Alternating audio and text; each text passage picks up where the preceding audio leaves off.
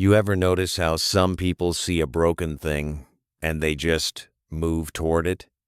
Not because they're confident, not because they've done it before. They move because staying still feels worse. And then there's everyone else, standing back, waiting for someone to step in, hoping the problem solves itself or disappears if they just ignore it long enough. The difference isn't skill. It's not even intelligence. It's something way quieter than that. Most people treat problems like threats. Their brain reads broken as danger, and the whole system floods with the same panic response you'd get if something was chasing you. Heart rate spikes. Mind goes blank. Every instinct says, get away from this. But the person who fixes things fast? Their nervous system learned a different language. Somewhere, probably early, they touched something broken, and it didn't destroy them. Maybe they were alone when something went wrong, and no one came to save them, so they had no choice but to try. Maybe someone stood next to them once and said, figure it out, I'll wait. Either way, their brain wrote a different story about what problems mean. To them, broken just means incomplete. Not dangerous, not a judgment on their worth, just unfinished. And once you see it that way, everything changes. Because here's what most people never notice. The ones who fix things fast aren't rushing. They're not frantic. They're unnervingly still at first. They look, they think. They don't perform panic for an audience. They just start eliminating variables. They ask one question, then another. They touch the problem like it's a conversation, not a fight. That calmness, it's not confidence. It's pattern recognition. They've seen chaos before. They've sat inside uncertainty long enough to know it's not fatal. Most people need to know it's going to be okay before they even start. These people start and figure out okay while they're moving. It's a trained comfort with not knowing yet. Think about the last time something went wrong in your life. Maybe something small. Your phone froze, your plan fell apart, someone got upset and you didn't know why. What did you do first? If you're like most people, you felt it in your chest before you even thought about it. That drop, that tightness, the reflexive, oh no. And from that point on, you weren't solving the problem. You were trying to manage the feeling the problem gave you. The fixer doesn't skip that feeling. They feel it too, but they don't obey it.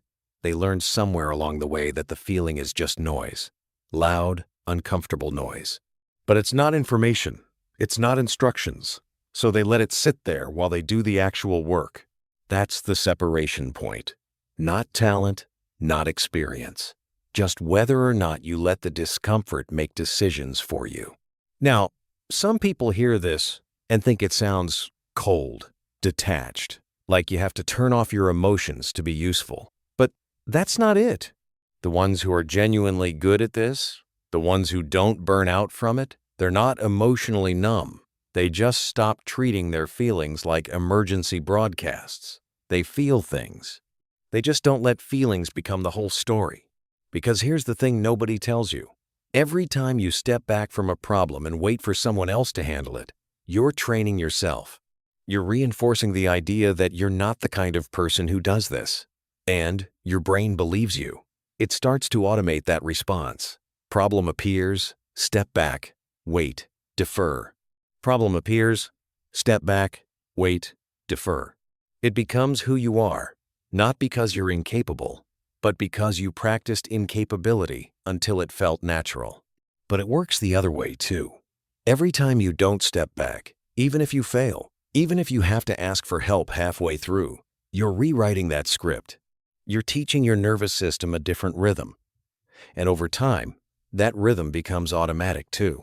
The people who fix things fast aren't special. They just got more reps. They tried, failed, tried again, figured it out eventually, and their brain started to associate problems with, I can work on this, instead of, I can't handle this. Small difference, massive outcome. But there's a shadow side to this, and it matters. Some people who fix everything aren't doing it because they love solving problems. They're doing it because they can't tolerate feeling useless. Somewhere in their past, being needed was the only time they felt safe.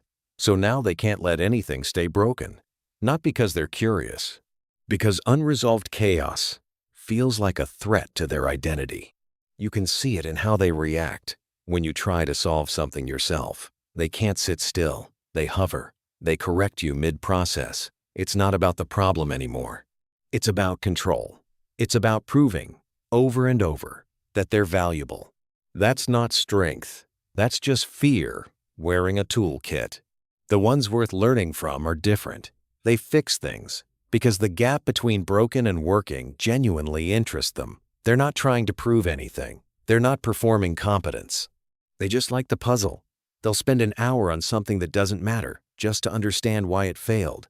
They're playing, not grinding. And that's the version that doesn't burn out. That's the version that actually enjoys being alive. If you're realizing right now that you're not this person, that every broken thing makes you want to hide or call someone or just pretend it's not happening, here's what I need you to hear. That's not a flaw. That's just what you were taught, and you can teach yourself something different. Not by forcing confidence you don't have, not by faking calm, by doing one small thing you'd normally avoid.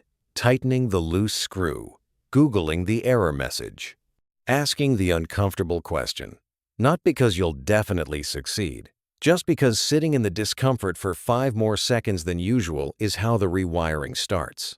The brain doesn't change because you understand it. It changes because you do something different and survive it. And then you do it again and again, until the new response is the automatic one. That's it. That's the whole game. People who fix things fast just played it longer.